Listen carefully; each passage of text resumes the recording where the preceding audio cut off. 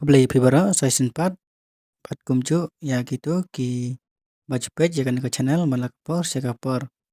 Teha kan ke video komta ngan pentip sepi ya ki kobo laikam balapan mi deka isten pano rama offset recruitment arajar apsau.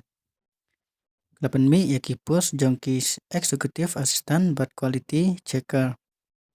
Dia kini ki post bapi ya ban apply kadai ya ki balapas ya ka graduate sajrong ila ban apply ya kini ki post. Dengan pula katkum ke advertisement Eastern Panorama Offset Recruitment Arajar Apusau Eastern Panorama Meghalaya invite application for the executive assistant and quality checker post. The last date for submission of the application is 12 November 2024. Ke Eastern Panorama Meghalaya ke code online application yaki post executive assistant but quality checker but ya katarik aduk kakak atarik benai November arajar apsau.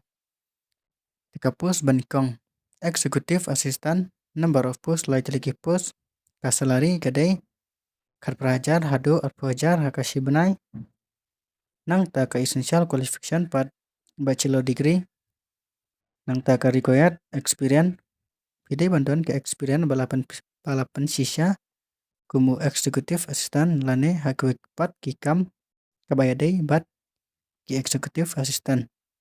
Kapos baar quality checker number of post iwe ka salary kadai shipawajar akashi benai nangta ka essential qualification pat bachelor degree required experience kibadang thamai bat ki kamjet ya kibanang penting bagrau.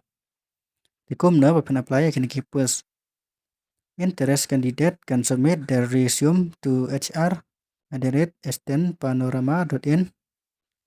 Ki kandidat ki bakwa ban apply kini ki post pihaban submit ya ki application form haka gmail hr@easternpanorama.in. Tetang kini ki jing pentep haka bayadai bat kini post kembali sibon.